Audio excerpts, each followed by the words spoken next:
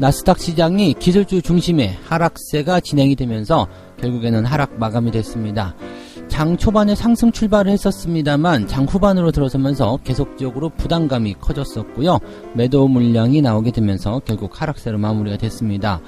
자, 미국 시장에서는 실적 호조에 대한 기대감 이런 것들이 많이 있었습니다. 또 실제로 기업들의 실적도 좋게 발표가 됐는데 여전히 주가가 고점이다 이러한 부담감들이 시장에 작용했을 것이다 라는 전망이 나오고 있습니다. 자, 미국 시장 어떤 상황이었는지 알아보도록 하겠습니다.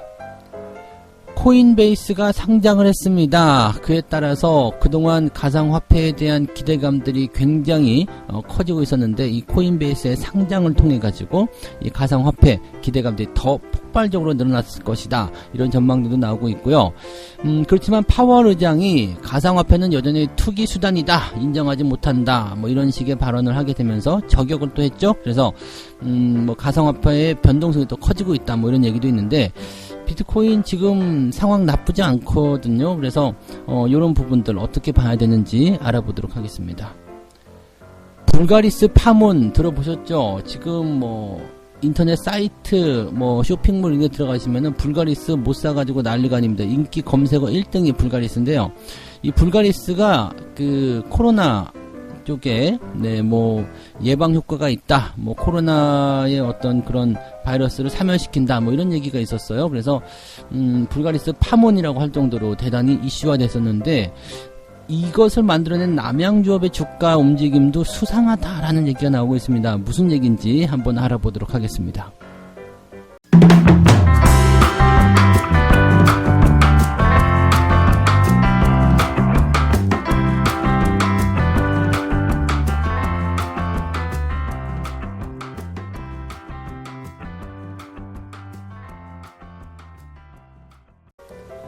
네, 반갑습니다. 자, 4월 15일 목요일입니다. 자, 미국 증시가 살짝 변화를 겪습니다. 네. 일단 뭐 그렇다고 해서 많은 하락이다라고 보긴 좀 그렇고요. 그냥 뭐 많이 올라간 것에 대해서 살짝 반납하는 정도? 네, 올라간 부분에 대해서 살짝 후퇴하는 정도, 뭐 그런 정도로만 생각하시면 될 것 같아요. 그리고 시장 자체가 다 밀려내리거나 그런 모습은 또 아니고요. 다우지수는 또 플러스로 마감을 했어요. 플러스 0.16. 그러니까 뭐 어제 같은 경우에는 다우지수가 살짝 마이너스 뭐 이렇게 됐었지만은 뭐 이게 지금 변화했다라고 보기도 좀 어렵습니다. 0.16이면은 거의 뭐 움직이지 않았다고 보시면 되는 거거든요. 근데 내용 자체가 좋지가 않아요. 일단 장 초반에 상승 출발을 했고요. 그 다음에 초입 구간에서는 계속 상승세를 이어갔거든요. 근데 장 후반부 즉 오후가 들어서면서 아래쪽으로 떨어지기 시작하는데 각도가 상당히 컸습니다. 쭉쭉 떨어져 내렸거든요. 그래서 다우지수도 그렇고 나스닥도 그렇고 이 장 후반부 들어서면서 떨어지는 하락폭이 굉장히 크다 보니까 이거 뭐야 좀 불안한데 이런 느낌도 좀 가졌을 거라고 생각해 볼 수 있을 것 같아요. 지금 다우지수 같은 경우도 이게 장 초반, 장 중반까지만 하더라도 33,900 정도 유지하고 있었는데 장 막판에 갑자기 쭉 떨어지면서 33,730까지 떨어졌고요. 나스닥 같은 경우는 지금 마이너스 0.99 거의 1% 하락을 했는데 이게 플러스 지금 14,000을 넘겼던 시점에서 갑자기 13,857포인트까지 떨어지는 모습이거든요. 그러니까 전체적으로 좀 부담감이 좀 있지 않았을까라는 생각이고요. 장 후반에 뭔가 부담스러운 내용이 있지 않았나 이렇게 좀 생각해 보기도 할 것 같은데 보통은 이제 장 초반에 이제 호재성 재료를 기다렸다가 장 후반에 재료가 노출됨에 따른 차익 매도 이런 것들이 나왔을 것이다 이렇게 볼 수도 있습니다. 그 재료로 본다면 이제 실적이 있겠죠. 그래서 실적 한번 알아보도록 먼저 하죠. 자, 먼저 실적을 좀 알아보면 주요 은행들은 기대를 웃도는 실적을 발표했다라고 되어 있습니다. 그러니까 은행들이 먼저 이제 이 어닝 시즌에 대해서 기대감을 고조시켰을 것이고, 자, 실적이 좋아진다, 경기가 좋아진다, 뭐 등등의 그런 예상들을 할 수가 있었겠죠.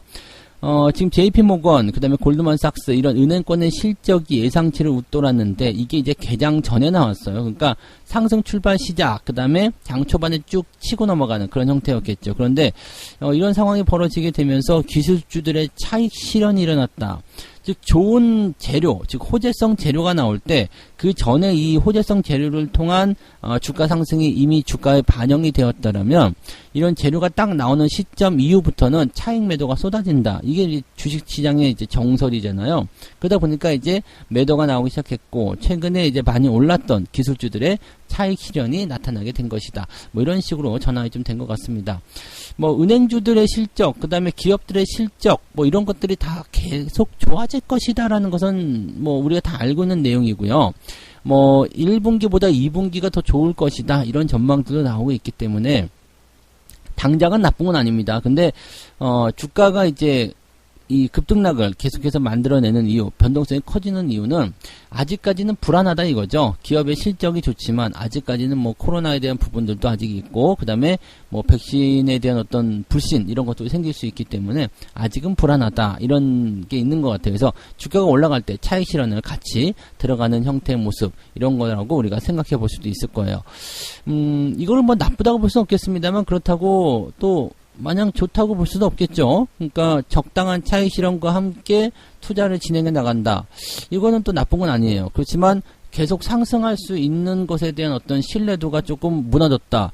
이렇게도 볼 수도 있거든요. 그러니까 주가라는 것은 계속 올라가지는 못하겠지만 이렇게 단기간의 어떤 재료를 통해서 또는 뭐 그것과는 또 관계없이 그냥 가야 되는 부분에서 그냥 단기적 차익 실현이 나온다는 거 이런 것들도 약간은 경계를 좀 해봐야 되는 부분을 생각하시긴 해야 될 것 같습니다.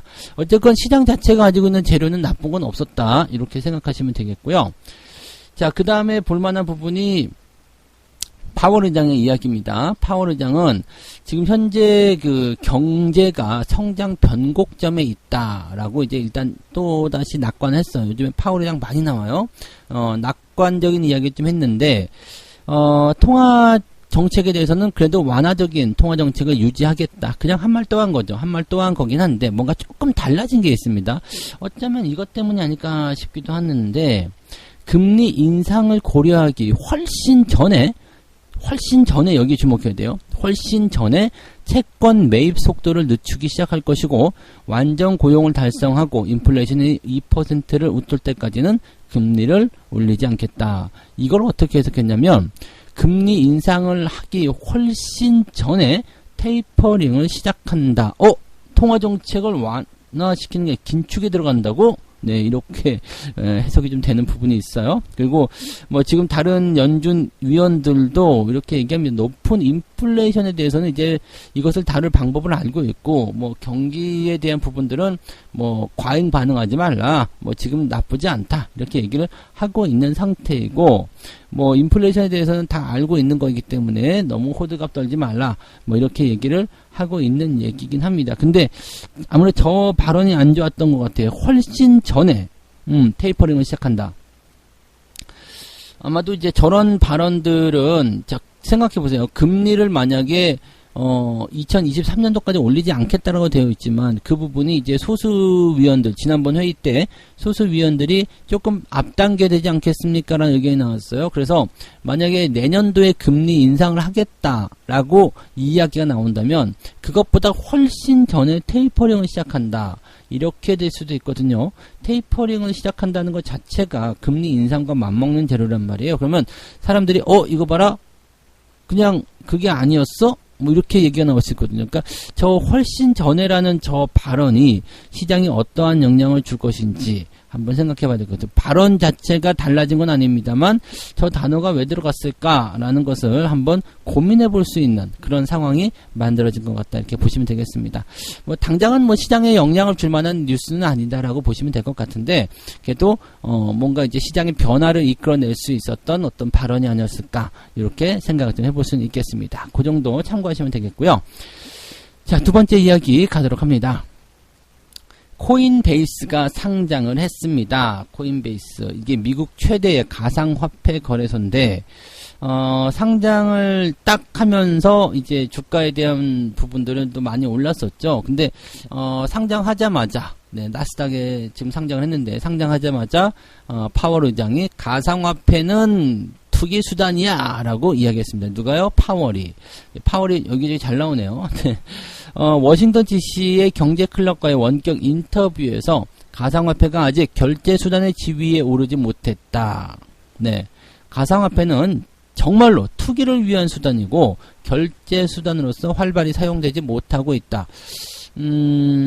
뭐 그거는 맞는 얘기인 것 같아요. 결제수단으로 사용한다, 뭐 결제수단으로 이제 탑재한다, 탑재했다, 뭐 실제로 거래한다, 뭐 이런 얘기들이 있습니다만 활발히 사용되지는 않죠. 우리가 뭐 그냥 가게에서 빵 하나 사면서 가상화폐를 해주세요. 0.00001 비트코인 드릴게요. 뭐 이렇게 하지는 못한단 말이에요. 그렇게 되면 실제로 이제 결제 수단으로서 활발히 사용되지 못하고 있다라고 이제 판단해 볼 수 있는 내용이 그건 맞습니다. 그리고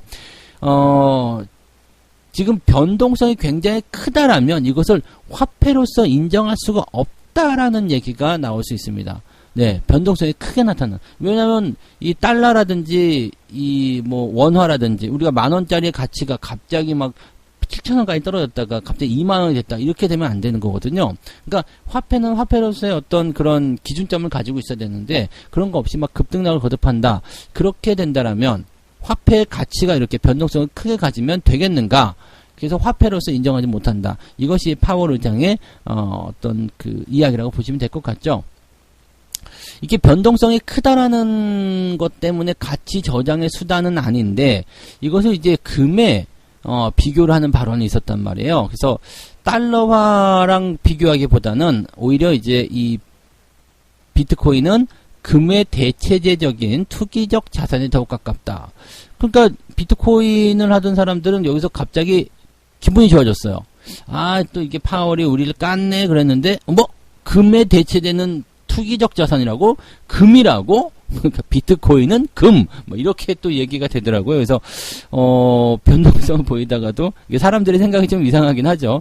이게 그 분명히 저격이긴 한데 뭐라고? 금이라고? 네, 골드? 그러면서 네, 그런 얘기를 좀 하긴 하는데 그렇게까지 생각을 해야 되나 싶기도 한데요. 뭐 어쨌든 금을 지금 투기 자산이다. 뭐 하긴 뭐 금도 그렇긴 합니다. 상품이라고 봐야 되기 때문에 뭐 그렇게 투기적 자산이라고 볼 수도 있겠습니다만 금과 같은 개념을 생각한다면 가상화폐라는 부분을 그냥 화폐라기보다도 그냥 네 하나의 그냥 상품으로 인정해버리겠다 이렇게 생각이 또 될 수도 있는 거거든요.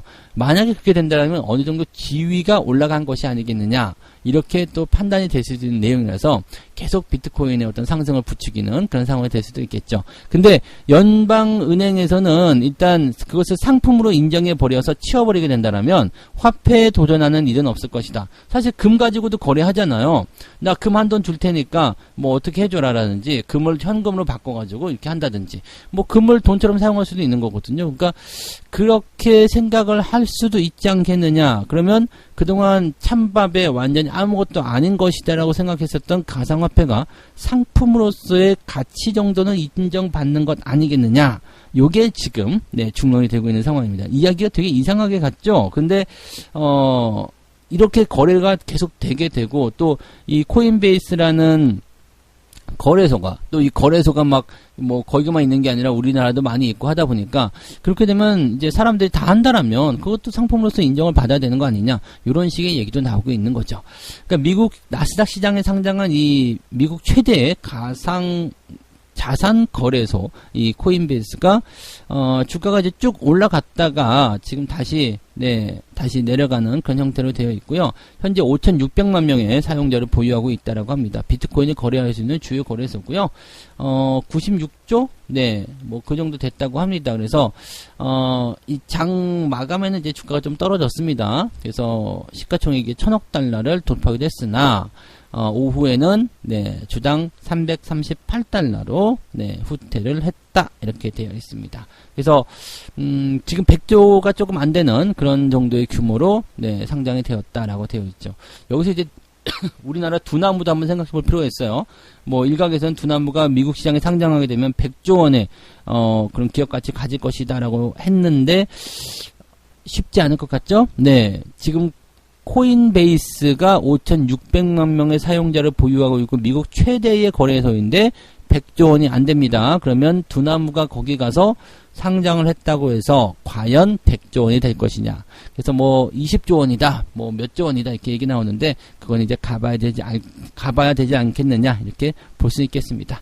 자, 파월 의장의 발언이 가상화폐에게 한 줄기 빛이 될 것인지 아니면 독이 될 것인지는 조금 더 보긴 해야 되겠습니다만, 네, 하여튼 코인 같은 부분에 대해서는 너무 이렇게 과몰입해서 하지 않으셨으면 좋겠어요. 코인은 뭐 늘 말씀드리지만, 네, 거기에 대한 어떤 가치 분석을 할 수 있는 부분들이 없기 때문에 그냥 뭐 화폐로서 인정받을 것이라고 생각하신다면 그 부분은 연준이나 이런 중앙은행에서 절대 인정하지 않습니다. 그것만 꼭 기억하시면 좋을 것 같습니다. 금이니까 괜찮아 라고 생각하시면, 네, 그럴 수도 있을 것 같기는 해요. 네, 그 정도까지만 생각하시면 좋을 것 같습니다. 자, 세 번째로 가겠습니다. 네, 불가리스 파문. 와, 어제 쿠팡에 들어갔다가 깜짝 놀랐습니다. 실시간 검색어 불가리스. 와, 이 주식하는 사람들은 근데 이 불가리스 이야기 딱 듣고 나서 뭘 먼저 생각하시면, 남양유업 어떻게 됐어? 네. 차트 먼저 찾으셨죠. 저도 그랬거든요. 불가리스가 코로나 억제, 코로나 이제 예방에 효과가 있대. 딱 그런 얘기를 듣자마자, 그래서 남양유업은 어떻게 됐는데 이런 얘기들, 그게 다 중독이에요. 네. 물론 저도 저는 이제 뉴스 전달자의 입장이니까 저를 중독이라고 하면 안 되겠지만, 아무튼 네. 불가리스를 듣자마자 불가리스 좀 사야 되겠다, 나 그거 좀 먹어야 되겠네, 이렇게 생각하시면 정상적인데요. 그래서 남양유업의 주가는 이렇게 생각하셨다면, 네, 여러분들은 주식에 너무 깊이 빠져들고 있는 거니까 한 발쭉 물러나셔서 시황을 들어주시기 바랍니다. 자, 어쨌든 불가리스 파문을 한번 보죠. 남양유업이 이제 발표를 한 게 있는데, 코로나19에 대한 억제 효과가 불가리스에게 있다라고 되어 있습니다. 그래서, 정말? 그러면 불가리스만 먹으면 되는 거야? 불가리스 먹으면은 이제 쾌변도 하잖아요. 네, 장 건강 뭐 해가지고, 그래가지고, 야, 그러면 변비 탈출에다가, 코로나 억제에다가 난리인데, 이거 완전 장난 아닌데 이거 사 먹어야 되겠네, 이렇게 생각을 분명히 했을 거예요. 딸기맛, 포도맛 이렇게 해가지고 막 그 세트로 막 사실 수도 있을 것 같긴 합니다. 근데 이거는 이제 그 남양유업이 발표한 연구란 말이에요. 남양유업에서는 뭐라 그랬냐면, 코로나 시대의 항바이러스 식품 개발 심포지엄에서 불가리스 발효유 제품에 대한 실험 결과 인플루엔자 바이러스가 99.999%까지 사멸하는 것을 확인했고, 코로나19 억제 효과 연구에서도 77.8% 저감 효과를 확인했다라고 딱 발표를 해버립니다. 그렇게 되면서 주가가 팡 튀기 시작하죠. 팡 튀어가지고, 네, 뭐 시간에까지 끌고 올라가면서 막 난리가 났고요. 그 다음날까지도 주가가 상승을 했습니다. 근데 상승폭을 모두 다 반납하는, 네, 상황이 만들어졌죠. 그러니까 발표가 있고 나서 상승하고, 그 다음에 장이 마감해서 시간에서 급등하고, 그 다음날까지도 뭐 거의 상한가 근처까지 치솟았는데, 그 다음에 그냥 상승폭 모두 반납한 채 마감. 자, 이건 도대체 왜 이러는 거야? 불가리스 좋은 거 아니었어? 이렇게 얘기가 됐는데, 질병관리청에서 뭐라고 얘기가 나왔냐면, 해당 연구원에서 제시하고 있는 결과는 바이러스 자체의 제품을 처리해서 얻은 결과다. 인체에 바이러스가 있을 때 이를 제거하는 기전을 검증한 것이 아니라서 실제 효과가 있을지는 예상하기 어렵다. 이게 무슨 얘기냐면요, 바이러스를 일단은 놔두고요, 그 위에다가 불가리스 부은 거죠. 네. 이렇게 얘기해도 되나? 바이러스야 불가리스 먹고 쾌변해라 뭐 이렇게 했는데, 너무 많이, 네, 이 변을 내보내는 바람에 여기까지만 할게요. 네. 어쨌든 뭐 그런 거 아니겠느냐라는 생각이 드는 거죠. 이게 바이러스에다가 이 제품을 처리한다라는 것 자체가 이제 희한한 발상인 거죠. 바이러스에다가 아무것도 안 해도 사실은 그냥 죽잖아요. 네. 바이러스를 그냥 이렇게 뭐 어디나 금속이라든지 이런 데 올려놨어. 그러면 지가 알아서 그냥 죽어요. 그러면은, 야, 공기가 바이러스에게 이제 뭐 억제하는 효과, 효과를 가지고 있다. 공기가 가지고 있다. 뭐 공기 마시면 되잖아. 이런 식으로 되는 상황인 거죠. 그러니까 사람 몸에 바이러스가 있을 때 불가리스를 먹으면 효과가 있다라는 것에 대한 부분을 입증한 것이 아니다. 이렇게 된 거죠. 그러니까 하나만한 발표를 지금 하게 된 건데, 이걸 두고서 이제 말이 많은 거예요. 자, 남양유업의 주가가 발표를 하기 전부터 상승했다라는 거, 이거 뭔가 이상한 거 아니냐. 이거 첫 번째. 두 번째, 미공개 정보를 이용한 내부 거래가 있었던 건 아니냐. 네. 그리고 주가 부양의 의도가 있었을 것 같은데, 최근에 이 남양유업이 전환사채 발행을 앞두고 있다는 얘기야. 그래서 전환사채 발행을 앞두고서 주가 부양을 목적으로 실험 결과를 이렇게 이 업계에 발표한 거 아니겠느냐 라고 얘기를 한 겁니다. 그러면서 이제 조사에 들어갑니다. 조사에 들어가서 특이사항이 발견이 되면 조사에 들어갈 거고, 조사에 들어가서 혐의가 입증되면 자본시장법 위반으로 진행이 될 것이다. 이렇게 얘기가 나왔습니다. 자, 이렇게 되면 남양유업 진짜 양아치가 되는 거죠. 네. 이 실험 자체가 뭐 말은 할 수 있죠. 이제 뭐 이렇게 하면은 저렇게 되는 것이라고 할 수 있겠는데, 이게 너무 이제 어이없는 실험이라고 봐야 될 것 같은 느낌이에요. 네. 그러니까 뭐 자, 저런 거는 좀, 네, 아니지 않나 생각이 좀 드는데, 이런 걸 가지고서 이제 변화를 겪게 되면 좀 그렇지 않나 생각이 듭니다. 어떻게 보면은, 최근에, 뭐, 단순하게 주가 부양 의도가 있는 것이 아니라고 하더라도요, 그냥 불가리스를 많이 팔아서 매출을 올리려는 그런 순수한 의도일 수도 있겠죠. 그래서, 그냥 뭐, 그렇게 하나만한 그런 실험을 통해서 이야기를 했을 것이다라고 생각할 수도 있겠습니다. 그러면 주가 부양의 의도가 없이 뭐 이제 작전을 썼다든지 뭐 이런 것들은 아닐 수 있겠지만은 그래도 비난을 피하기는 좀 어렵겠죠. 네, 그래서 그런 식으로 일단 보셔도 좋을 것 같고요. 어쨌든 네. 불가리스는 판매량이 훅 늘었다는 거, 그것만 생각하시면 되겠습니다. 회사가 얻는 이득은 있을 것 같아요. 그러니까 주가 조작에 대한 어떤 내용, 미리 주가가 올라갔을 때 팔아먹기 위한 어떤 부분들, 그런 것들만 발견되지 않는다라면 불가리스 판매량 증가에 따른 네, 이득은 남양유업이 챙길 수는 있겠다. 이렇게 보실 수는 있겠습니다. 근데 뭐 오래 가진 않겠죠? 네, 일단 이런 얘기들 다 알게 될 테니까 오래 가진 않겠지만 그래도 네, 매출이 한때 네, 상한가를 쳤다라는 거 굉장히 중요한 부분으로 생각하시면 되겠습니다. 뉴스 조금 잘 뜯어봐야 돼요. 그래서 항상 재밌는 뉴스들, 좀 이슈성 이슈들은 그렇게 좀 재밌는 건덕지들을 많이 가지고 있다는 거 참고하시면 되겠습니다. 자, 그래서 오늘 이렇게 세 가지 이야기 말씀을 드렸습니다. 나스닥의 실적 호조 뭐 보였습니다만 이제 고점에 대한 부담감을 느끼게 되면서 네, 주가가 조금 빠진 것 같다. 약간의 이제 차익 실험 매물이 좀 나온 것 같다라는 생각을 조금 해봤습니다. 자, 그다음에 코인베이스가 상장하면서 파월이 뭔가 이제 시부리 하면서 저격을 했는데 말이 약간 애매한 게 있었죠. 뭐 달러화는 되지 않고 금과 같은 것이다. 그래서 코인베이스 즉 이 가상화폐를 투자한 사람들이 뭐 금 그러면서 네 가상화폐를 금과 같이 같은 동급으로 취급해버리는 상황이 벌어지게 됐습니다. 그래서 그런 것들이 이제 어떻게 변화가 될런지는 조금 살펴봐야 될 내용이 될 것 같기도 하고요. 네. 자, 그 다음에 불가리스 파문 수상한 남양 네 이게 뭐 발표를 이렇게 불가리스가 이제 효과가 있다고 발표를 한 것은 뭐 나쁘지 않았는데 그 자체가 좀 신뢰성이 가지 않는 그런 내용이었다라고 생각해 볼 수 있는 부분이라서 여기에서 좀 고민이 좀 될 부분이 되겠고요. 거기에 따라서 이제 남양유업의 주가가 급등락을 거듭했는데 주가 조작 또는 내부자를 이용한 부당거래 이런 것들의 의도가 있었는지 아닌지 이제 조사하면 나올 테고요. 없었다고 하더라도 남양유업은 이것을 통해서 불가리스의 매출을 조금 올렸을 것이다. 뭐 그 정도까지만 생각하시면 좋을 것 같습니다. 네, 저런 거는 좀 완전 해프닝으로 보셔야 되긴 할 것 같습니다. 네. 자, 책 한 곡지 읽고 마무리하도록 하겠습니다. 투자자라서 투자 열풍에 치닫는 단계에 편승하는 것은 이상적이지만 상승장의 마지막 부분은 아주 격렬하기 때문에 투자자들이 정점에서 시장을 빠져나오기란 사실상 불가능하다. 한번 투자 열풍이 불면 투자자들은 파는 것에 대해서 까맣게 잊어버리기 때문이다. 자, 이렇게 책에 쓰여져 있는데 맞죠? 네. 주가가 막 올라가기 시작하면은 그냥 이것저것 아무것도 안 보여요. 다른 소리 아무것도 들리지 않습니다. 눈 막고, 코 막고, 귀 막고, 네. 입은 숨을 쉬어야 되니까, 네. 숨을 쉬고 있는 상황.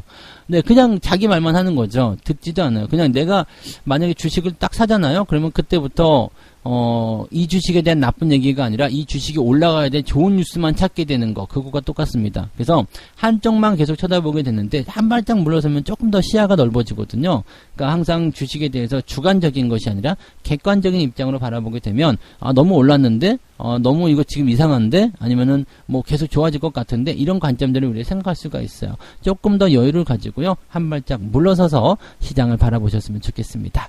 자, 오늘 여기까지 할게요. 오늘도 성공 투자하시고요.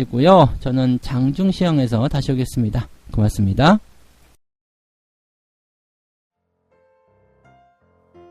본 방송에서 제공되는 모든 정보는 투자 판단의 참고 자료이며 투자의 최종 책임은 본 방송을 이용하는 본인에게 있습니다.